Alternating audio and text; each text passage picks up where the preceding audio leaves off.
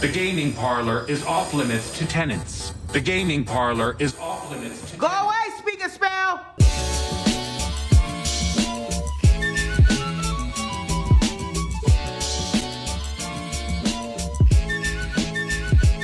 What is happening, nerdtectives? Welcome back to another episode of Nerds at Night. How is everybody doing out in podcast land?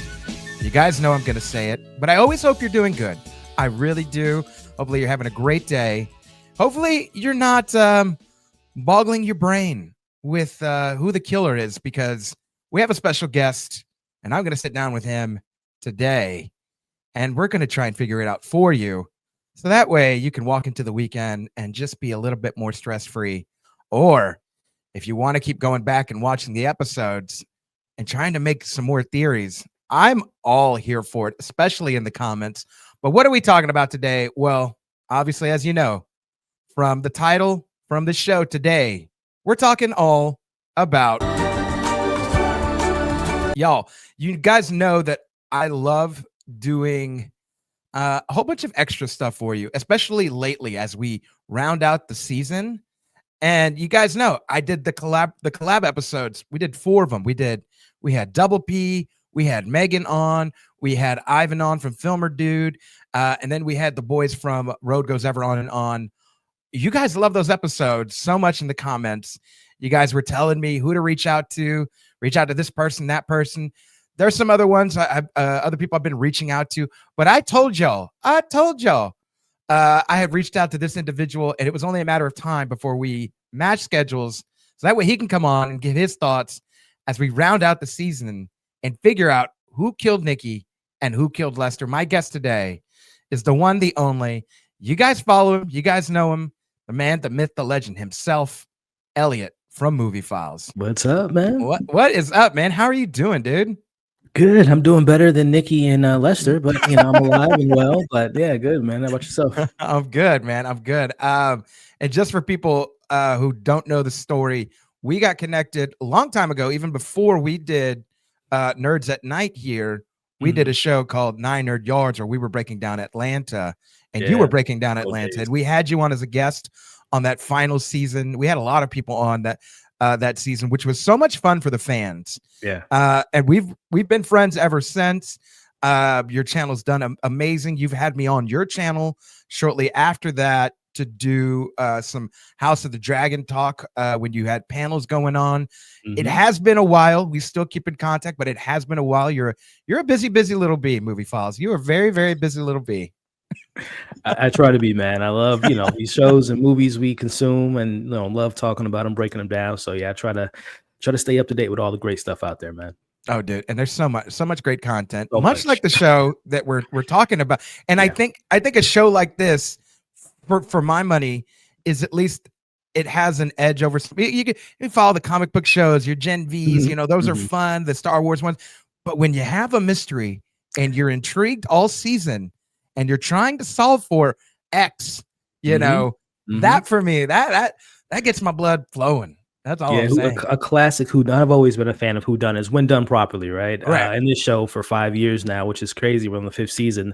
As always, they've had me hooked since day one, and every single season trying to figure out the who, the why, the what, the when. And it's this one I gotta say, as we'll talk about, it's got me.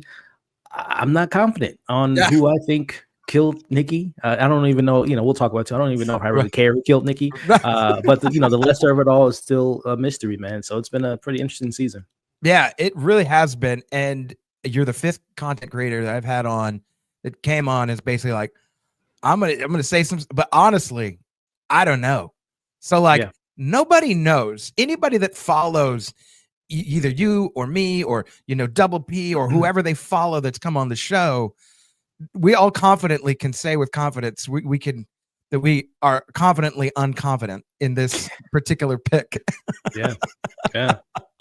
Which, I mean, good on the show, man. I mean, there are some loops they throw. We all have our red herring. This person doesn't make sense, and and also too, to be fair, this is the 5th season. There's kind of I don't say a formula, but there is kind of a a rhyme and reason to how they pitch the show. We're not going to find out who the killer is in episode 1 or 3 or 4 or 5. So it's you pick and choose when you think you feel confident in who the killer might be. But this season has been, again, a whirlwind with all the different characters they've thrown in the loop. And yeah, even episode 9, where the terminology I used all last week, all 5 videos I put out, was the show loves to spoon feed you in episode 9, and it's happened time and time again. It spoon feeds you. It's like as if you couldn't put it together. It just dangles it right in front of you and is like, all you got to do is bite. We're telling you who one of these killers are right now. If it's 2 of them, if it's the one, we are telling you who it. This one, I don't think did that at all. I don't think so either, man. I don't feel confident in the Lester being a killer. This 80. Well, first off, I don't know how old Lester is, because I talked about it when we had the flashback episode. In episode 2, he's like 30, 40 years old, but he's 100 years old. I don't expect this Lester to carry, Nikki's body and kill Nikki. Like, that seems far-fetched. And then Nona, like what's that angle, and the brothers, so it's got me for a loop, man. It really does. There's so many. Yeah. First of all, the Nikki, not the Lester age thing, when he says, "Oh, I'm born in 48," but the year that it's set is 32 years before 2024 or 2025, whenever they decide to set this in. The math don't be mathing. I heard the kids say that on TikTok, but the math does not be mathing at all. Like, so he's late 40s, early 50s when he starts, but he looks like a 35-year-old 30-year-old man. Yeah, like what are we doing? Yeah, those are those little things about this show that you kind of just like, we'll let it slide. I went on a rant, and everybody, you should watch this. Not now, but on the breakdown episode, I went on a rant about how we're shown in this episode, Nona and the boys. Obviously, clearly, they've got the little party hats on, so they would have been the night when Charles wasn't there and was out with Sophia, right? Sophia. Okay. But then do some math now. That means when Charles comes back, right, the next day, they go and they follow the phone signal and it goes to Lorraine, and then they see Sophia. That means the same day, though, too, we're expected to believe that episode 6 to happen all in that same day. So we're expecting Loretta to come to Oliver's place, but without knowing that Loretta was coming, because for sure she would have called him. We're expecting them to have 2 different costume changes or wardrobe changes that day. We're expecting them to go back to Lorraine's house in Flatbush, where she now has a for sale sign in front of her house that wasn't there in the first place. Like, you see where I'm going with this? Like, we're expected to believe all of that happened right after that. Like, for real. Like, that's it. Yeah, there's like I said, I think this show sometimes, continuity and consistency is like not on the top of priority. Sometimes it's more about like what's the bit, what's Oliver doing this week, what Charles is doing this week. The timeline might not match up, but we're having fun, right? So no, we're not. I'm not having fun anymore because that all means too that like Thea saw that night, like she was. This is where I got confused. I was like, well, she's like, well, the night before I saw the light up thing, and I was in my head as before we got to this episode, I was like, it was a different night, but like, where the hell was Charles? Because it couldn't have been the same night, right? Yeah. So like, who's lying and why? What is happening? And also too, why remove Thea from the footage? Like, I get it. Edit the footage. You need to for the people going in, right? I get that, but then why just edit people who are walking around in the hallway? Like, that seems odd and suspicious to me, Elliot. It seems very odd and suspicious. Yeah. And we didn't see Thea in this episode, and that makes it even more odd and suspicious. Yeah, and the Thea of it all, I enjoy. What's her name? Jonah Hill's sister. I can't think of her name right now. Bernie Feldstein. Yeah, I enjoy her as an actress. She kind of fits the formula of the show, but she's kind of been, there's characters every season that kind of you feel like they're going to be more important than what they really are, and sometimes they're just stunt casting and actors that just want to be on the show. So V is a very kind of, I don't know what they're doing with her. I don't know if they're setting her up to be the the killed character for next season, if it's just again a party favor that she just wants to be in the show. But yeah, her inclusion in the story just seems just that Mabel of it all, like that figuring out the friendship and her having like regaining her confidence. Yeah, it's weird. And also too, they never make the person who's staying in the suite, they never make him the killer. Right.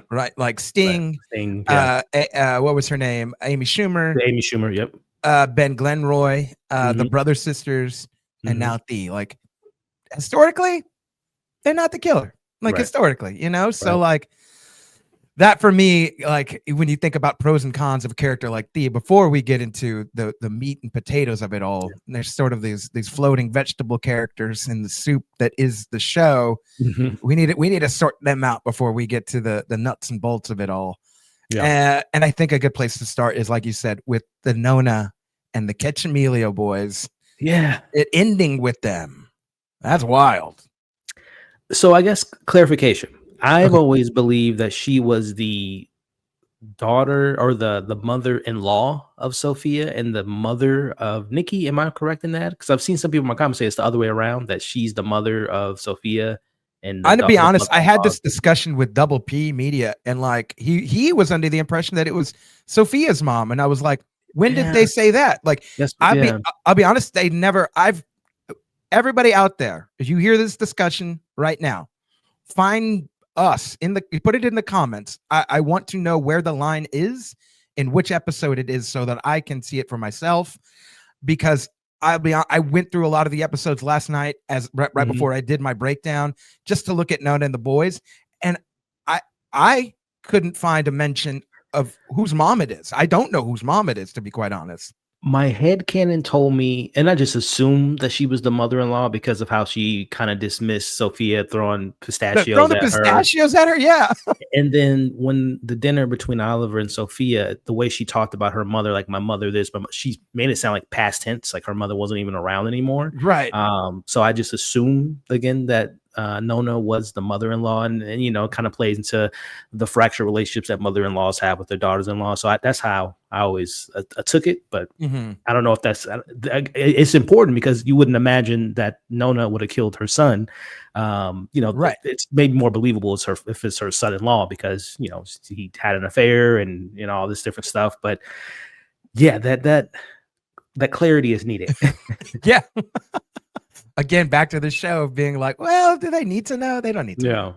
And you're like, no, it's a murder mystery. We that's very important. It's important information, right? So we're not having conversations about whose mom is this. Like maybe she's nobody. Maybe she's just like guy on the couch. You know what I mean? Like or just like growing up, I used to have like, you know, fake cousins, fake uncles that you just, you know, they've been a part of the family so long, they're just like pseudo cousins or fam. So she could just be adopted in. Or the babysitters of the kids, and they just known her as their grandmother. I don't know. Right. Yeah, we don't actually know. So again, in the comments, let us know where that moment is that you found where you were like, oh, this is where they say it. And we're happy to, you know, come back and be like, perfect. Makes me think about this. This sends the investigation into a whole new direction. Yeah. But regardless of who and how she's related to him, the involvement is now interesting, because it does make sense of why they would be in, like it does make sense. They knew the trio had a finger. That was the first episode. Like they see clearly a finger flying on the table. Oh my God. Everybody's freaked out. Nona's like, keep it out of my gravy, or, you know, whatever she says. Yeah. So they know they have the finger. That's it. And that's always been a thing about like, okay, who went to go find it? Who knew that the trio found the finger? And as soon as they cut to that flashback, I was like, yeah, of course, these fools knew about it. But then at that point, why make deals, and how are they connected with the billionaires if the billionaires bought that finger? Right. That's now the next question. And that goes into, again, that conversation that Sophia was having with Charles regarding if we believe her when she said that they're broke. Once Nikki went missing and all this stuff, they don't have money, they can't afford the house. So it would make sense for them to sell this finger in order to pay for their lifestyle, or to, you know, have an early retirement plan. So, but yeah, I guess the minutia of it all, you have the finger in your possession. How do the billionaires know you have it in their possession?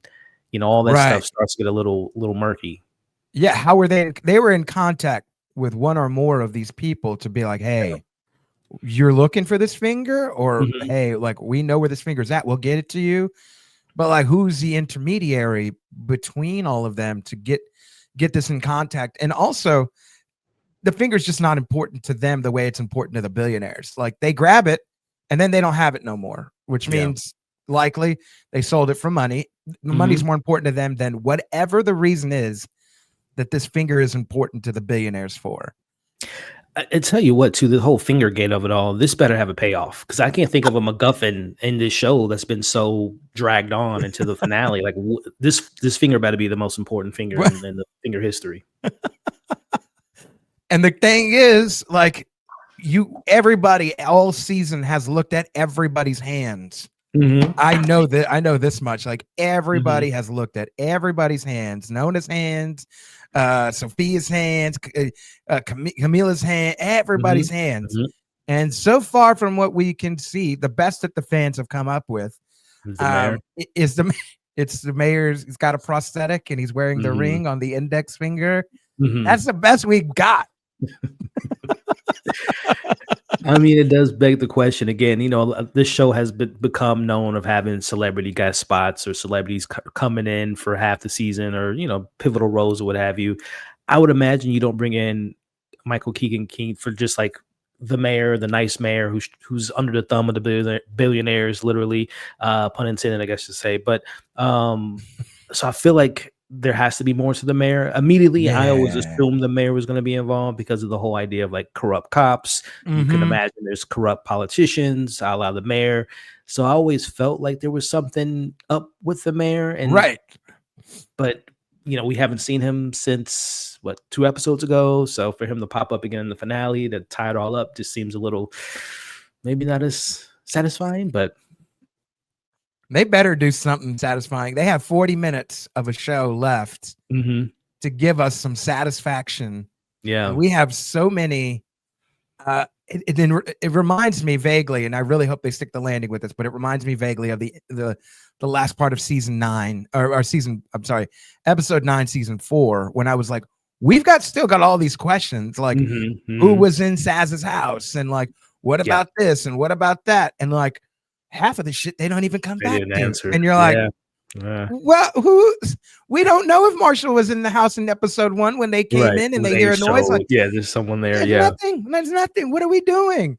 We don't know who put in the work request order for Charles's window to be fixed. And Mhm. Lester calls him. He's like, hey, you want to Well, get yeah, fixed? there's the big mystery still is the who poisoned the dog, who wrote the letter, who's been stalking them. Like, I don't know if Yes. they're holding that sacred to the final season, which apparently some people said that they don't have an end game. They just, as long as the big 3 come back, they'll just keep doing the show. So I don't know if they're just holding on to that nugget until they get the call from Hulu or the execs that they have to, finish up the show. But yeah, there's a lot of unanswered, and I don't know if this is the season where we finally figure out, who the big person behind all this stuff since the beginning of the show is revealed. But I think a lot of people pointed to Howard, and I definitely had I've to, seen the that. big bad for sure. Yeah, But yeah. now it almost seems like they're gonna kill him. Like They're with setting them up. with how dramatic he had some good moments with Mhm. Charles in this episode, Mhm.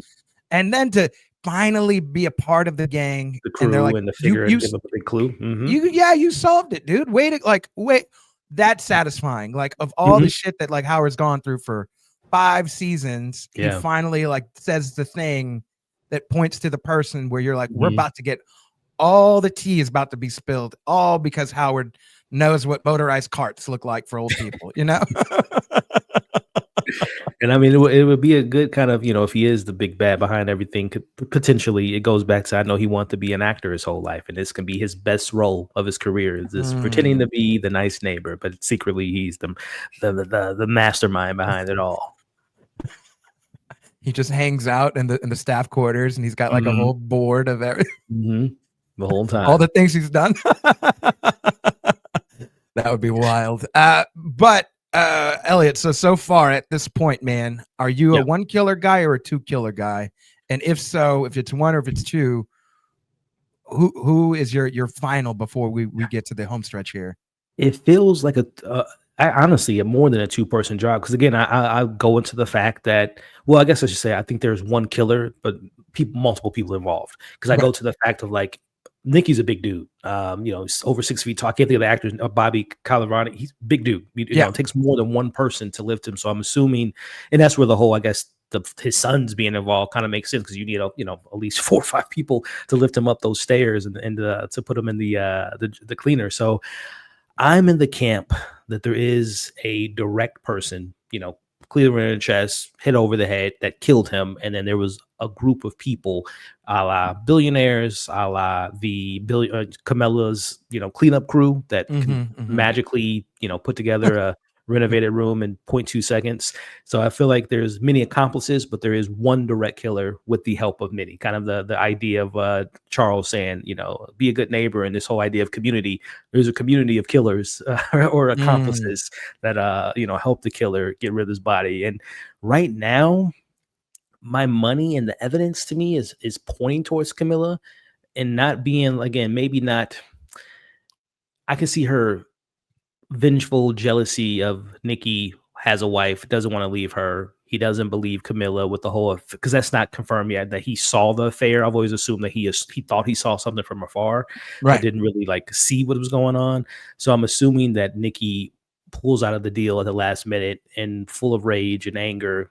We saw a little bit of that anger from Camilla when she pulls the gun out on our trio. Oh yeah. That maybe she, stabbed them in the chest and got her crew involved to get rid of the body. Yeah. And that's where the murkiness comes in at, because I'm trying to just piece together out of all the characters we've seen in the show who all would have been involved in that sequence, besides obviously knowing that Nikki, Camilla, Bash, and Jay, and most likely Lester were in the Velvet Room when they had their kind of meeting situation. So yeah. It's, again, this is throwing me for a loop, man. But right now, like I said, I guess I should say my money's on Camilla being heavily involved in some capacity. Okay, that makes sense. And when you work through and we'll get to some of the stuff in the fan comments, but I have this theory that, like, obviously we see blood on Lester's crank. Yeah, so somebody and I don't want to say we're assuming anything because I don't know what the fans are assuming, but the question that I immediately thought was, like, we've never seen anybody with like a nice little bump on their head or a scar or anything like that. Or if they're wearing a wig, like to cover up a scar like that. We've never been, I don't know, given an opportunity to think any of that. Right. And so when I rewatched episode 4, I noticed, I was looking for something and I found it, and it was on Nikki's mouth. Like, his mouth is bloody. And of course, like, you get stabbed in the heart, like you could cough up spit out some blood. Yeah, that probably could be. I don't know. I've never taken a cleaver to the heart, but like, what if he just got hit in the mouth and the face, like nose area, something where now his mouth is bloody, and Lester runs away and like he falls down or he's like knocked out or like whatever. Lester hits him, doesn't look back, right? Just a hit and run. Thinks maybe he killed him. That's a lot of blood on the crank, but like, the show's doing a lot of weird stuff. Yeah. But in that instance, who then would take advantage of the fact that now Nikki doesn't have the knife in his hand? And then who stabs him? Camilla could. Camilla absolutely could. Last week, Double P had Camilla very high on his list. I went through my breakdown, though, and I removed her off. I'm not saying, again, none of us are sure out there. We're just talking, folks, because somebody's gonna be like, oh my God, what? Camilla has an iPhone. It's just the iPhone rule of like, oh, if you have an iPhone, likely you're not a bad guy, but I'll probably say that to everybody that's on Apple TV that uses iPhones that is bad guys, I guess, but with that little piece of pop culture logic, I was just like, well, then we have to remove her. And now that leaves like, well, who? For my money, I think, and it may be a horrible guess, I think it's more than one killer. I think we have 2 killers, and I think one of the killers for sure that's probably closer to the mastermind of stuff is Sophia's involved. Like, it just kind of has to be. And it would make sense if she's involved for only one of the murders. Why else give clues to another murder, like to the murder that's going to point to you. You want to give clues to a murder that's not going to point to you. Of course, hey, take the deck. Hey, find the casino. Hey, find this thing. Hey, do this thing. Hey, go on the side quest. Hey, Charles, let me, divert you while my kids go to your house to go steal this finger. Hey, I have your phone, which has all the photos on here. Hey, I want to know what you know. Like there's a lot of things that like are like, oh, that's interesting. That's interesting because if it's not Nona, and then she's this real passive character too, that's a liar. Like we see her being very passive, but just continuously lying. Like, and again, in the event that episode 5 and episode 6 happened back to back, which is what the show wants us to believe, she meets Charles Savage the night before and is all seductive. Hey, Savage, how's it going? And then she sees Oliver the next day and it's like, well, how's your friend? The one, what's his name? Your friend Charles, right? Oh, come on, gal. What are you doing? Like you were, there's just a lot of suspicion. And maybe she's just a liar. Like maybe at minimum, she's just a liar. And I'm just too deep in this show too. And I guess I just have a hard time. Like if she is the big bad and the killer, why even bring the trio into the mix from season 4, having them looking for a missing husband? Like why would she go through the lengths of bringing in the solver of murderers that are known for solving? Why would she? Is it one of those, the enemy of my enemy is my friend, or if I bring them in, at least I can maybe know what they know? And I do think it's more of the latter because of like there's been, I don't want to give it away, old school murder mysteries though, where the femme fatale hires a detective. And there's one in particular that I'm thinking of that I don't want to say out there for people if they haven't seen it. It may or may not have Humphrey Bogart in there. But you guys know, they're the ones who know what it is, and it's not Casablanca. But it's something like that, right? Where you're just like, if I just begin this investigation prior to like all that, and Nikki wouldn't have been dead yet. When she reached out to him, he wouldn't have been dead. We know that he wouldn't have died until that evening. So there's some that she could have gotten involved for something completely else, which I think is likely billionaires being involved with like the casino stuff. They find Nikki, he can't go into the deal or he has to pull out. They are distractions to run interference before this deal gets solidified. Like at that point, it's not even about a murder because no murders have occurred yet. Yeah, something to think about. Yeah, and I mean, she would be. Again, I'm trying to. I know that, her sons seem very, they follow their sheep, so of course they will follow their mother's orders. But then I feel like we're assuming. So you're saying she's responsible for Nikki and Lester's death, or just the Nikki of it all? Maybe the Nikki of it all. I don't think. Okay. I think Lester's just sort of like kind of fell. I mean, no, maybe didn't fall, but like, somebody's there that's just like, well, I don't know if anybody knows I'm about to murder you, but I'm about to murder you. Like that's what I'm about to do. I don't think he was on the list of item, the checklist of items when that whole night and everything collateral damage. Yeah, exactly. You're around that, Lester got it. And the other thing too, I've even played with this idea of Lorraine being involved to get rid of Nikki, and then she feels so guilty because now Lester's become collateral damage in this plan to like get rid of Nikki for some reason. I don't know the reason, right? But like potentially.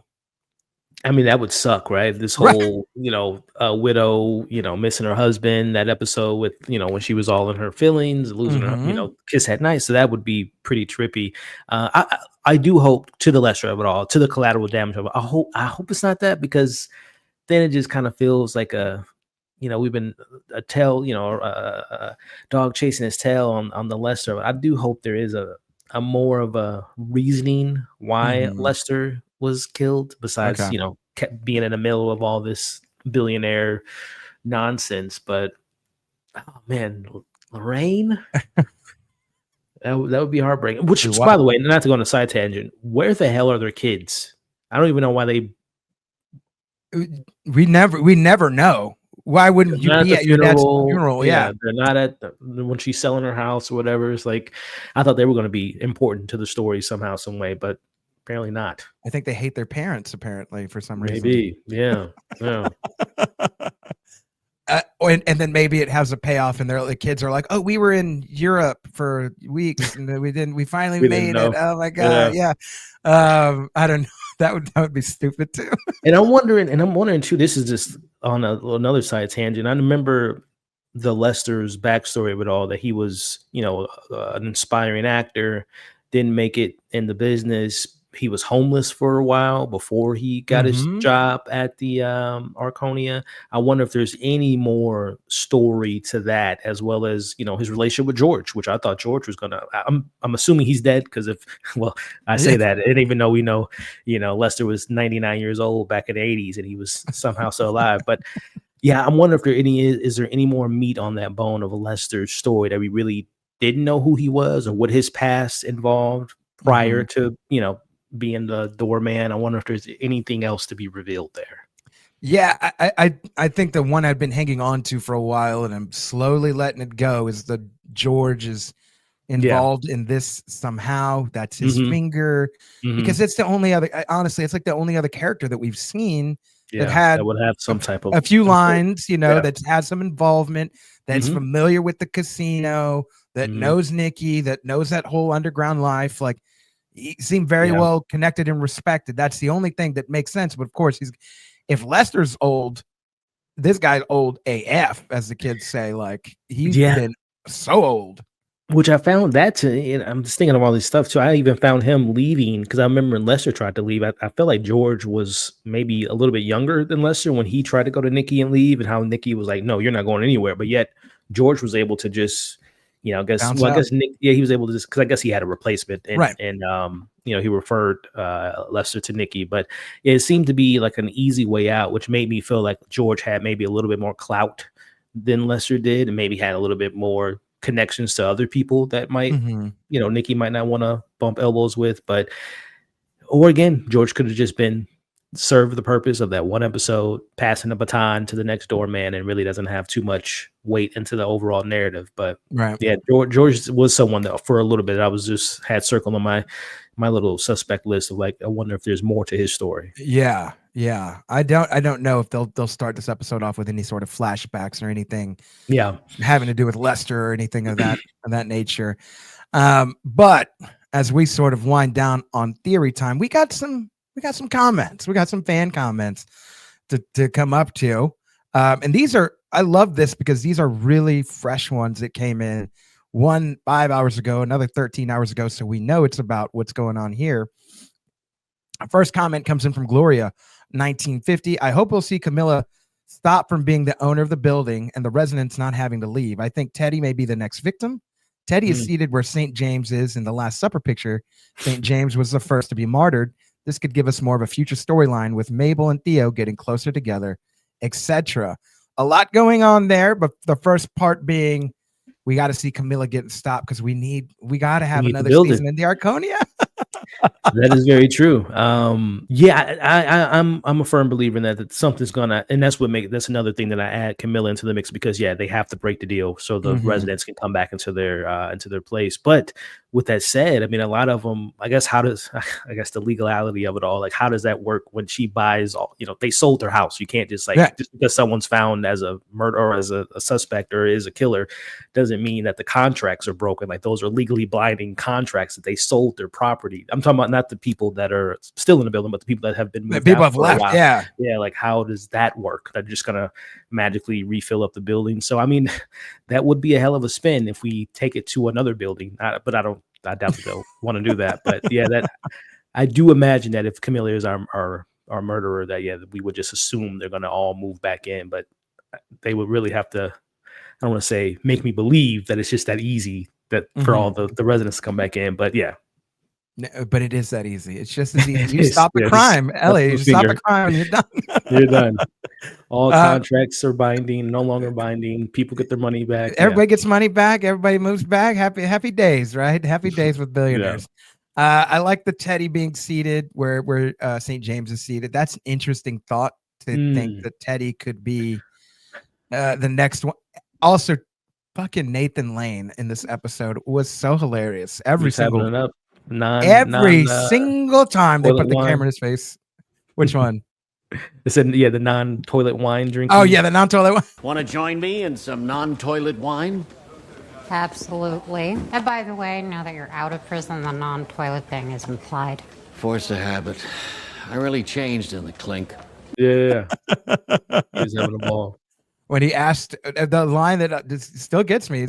Howard, are you fucking that thing?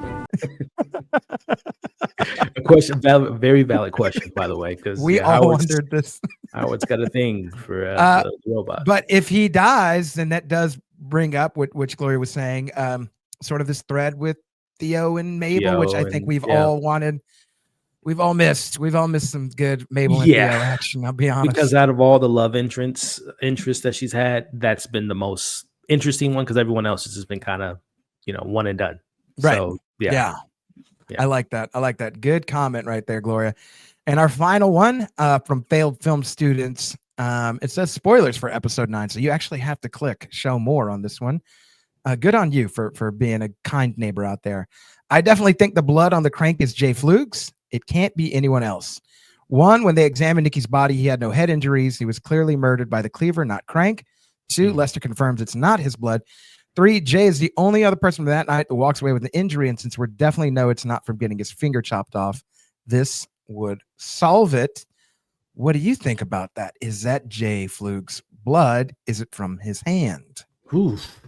I mean, this person's confident that it's Jay's. Yeah, I mean, it makes sense, right? So Lester, but why would he? Because we know Jay isn't at that point, he wasn't in the running to take on the building. It was assumed that it was Camilla set this up because she was going to be the owner and, setting up the casino. So why would Lester, unless it was for the distraction, hits him on the hand? But he had to keep pounding, because I don't imagine one hit to the hand with a crank with it's going to cause that much blood. Finger. Yeah. But I mean, to their point, though, logically speaking, yes, he's the only one that walked away with an injury. You would assume someone loses their finger will cause a lot of blood. So it all makes sense on paper, but I guess I would just it all just boils down to just seeing it, right? And how it all played down. But yeah, it is interesting. I don't think that it's like the word Nicky or Lester used was I hit that mobster. Would he call Jay Flug? That's a good point. A mobster. Like I don't know. Nikki's the only one that fits the description of that. Of that, right? Like so far, he didn't say Nikki. He said mobster. Could it be some other? Again, could it be? I'll bring George back up. I hate doing it now at this point, but just for a sake of he's kind of mobster-esque. He's got a little mobster-esque kind of energy to him too. And I don't know what he's been involved with. So, but right now, logically speaking, it points to Nikki at least being hit. And again, I ask everybody, revisit episode 3 when they do the autopsy, check his mouth out. I do think that there's some blood, some dried blood possibly around this area. I don't know how Jay is involved in all of this. I do know that the billionaires, though, what it almost appears as is they are looking to whoever controls the finger controls if their bid makes it through, which is what I think that was on that piece of paper. I said this very early on, right after episode 6, in that line where the guy was like, hey, do you the petition puppies or whatever, but they wanted to get the petition signed. And that's when I put 1 and 2 together. I was like, oh, that paper, it's not amounts that's owed in the casino. These are bidding amounts. These are bidding amounts. And if these are bidding amounts, each one of these different bird people, right? They're all named by their bird names, has a different bid for that amount. What is that amount for? That's not going to cover a building. It's going to be way more than 4.5, 6 billion. But are these payoff amounts now to the mayor, maybe to be like, hey, accept my bid? Yeah. And where does this finger fall into play? Don't know, but that's why the billionaires were there that night, to get something passed by the mayor for sure. Yeah. And it has to do with the casino, so that's why he would be there. Now, why would poor Lester hit old Jay? And also too, I mean, again, we know this show is very, very light in a sense, very heart. I don't want to say heartfelt, but I'm just thinking about the murder. Like the murders of the show haven't been ultra violent. They haven't been, someone again bashing someone's head and chopping someone's finger. We haven't gotten to Dexter levels or Hannibal Lecters of killing. So I just don't know if again the violence of it all and the Jay's finger of it all, it just seems like a different show almost. I have a theory. I have this long running theory. He's faked his injury the whole time. Just to look for the other finger, like just to be like, oh, you found my finger. Okay, great. We can, and then, you know, but the whole time he's going to, at the end of this, like he's already a little shithead in this episode, but I think he like unveils and he's just like, I wasn't injured the whole time. Like I was in on doing something nefarious. And you're like, you're a piece of shit, dude. You're just bad. You're bad. But that's my own theory. Maybe he did get injured from something. There was a butcher. We know there was a cleaver knife. We know there was a lever. That's a tough injury. Maybe he did a little breakage of the finger. You slam it on a hand, like that thing's going to do. You're going to have to wear a little splint like me. You know what I mean? Like that's what's going to happen. And I mean, who's to say too, the cleaver wasn't used as the weapon to chop someone else, to chop the person's finger off, which would make more of a cleaner sense for me as far as like a cleaver versus a crank cutting someone's finger off. Right. Dull piece of metal versus a sharp one. Yeah. I'm not the smartest person in the world, but I think I know which one is going to cut a cleaner edge on that one. Elliot, this has been awesome, man, having you on. I'm sure the fans love to get to see you. Because I say this, if you follow me, you probably follow you. You probably follow Double P. You probably follow, these people that like, we're just a small community of people that like actually follow the show and do weekly content for the show week by week. And I think it's really cool for the fans to see all of us sort of interact together and have a fun time. So thank you so much, man, for coming on. It's been so long, and hopefully we can do something else where it's not going to be so long. But in the meantime, man, take over my show real quick. Let people know where they can find you, follow you, check out all your content, man. Yeah, man. Well, first and foremost, thank you for having me on. As you said, it's been too long. It feels like a century ago since we last linked up, but it was a fun time, and it's a perfect opportunity to come and talk about a show that we all love. So thank you for having me on first and foremost. But yeah, as far as where you guys can find me, here on YouTube, discussing Only Murders in the Building, or just wrapping up shows like Gen V season 2, or Task, which is phenomenal, HBO, or other shows that I've been covering, which looking forward to the future. We got It coming up and the new Vince Gilligan show coming up. So a lot of things to look forward to. And on top of, hence the name, Movie Files, I do cover a lot of movies as a film critic out here. And we're in that time of the year where we have these, Oscar potential candidates for Best Picture, Best Director. So I'm covering a lot of the new movies that are coming out this fall. So if that sounds like something you all are into, check me out on YouTube, and as well as, Instagram, TikTok, Twitter, Blue Sky, Letterboxd, all those fun places. All the fun places. Everybody go follow Movie Files. He drops amazing content all the time. Like there's not a day and night. Man posts content all the time for every movie, all the great TV shows. So go check him out if you're not already. While you're online, feel free to follow me, Money Blakeweather, Facebook, Instagram, Twitter, Snapchat. Feel free to follow the show, Nerds at Night, here on YouTube. If you're not already, click like right now, and you're at the end of the video. What are you doing? Click like, click subscribe, leave a comment, follow us on Instagram and on X. It's all Nerds at Night. Look forward to hearing from all of y'all with all of y'all's comments, theories. Get them in on this video. Let's interact before Monday evening, Tuesday morning when that episode comes out, because after that, I am sure everybody's going to have a lot of thoughts about what happened. So I look forward to speaking and interacting with all of y'all in the comments. I hope y'all enjoyed this just like y'all enjoyed the rest of this series that we did with content creators, and hopefully we can do it again. Thank y'all so much for tuning in, whether it's morning, evening, afternoon, whatever time it is. I do appreciate you. And until next week, I will see you. Peace.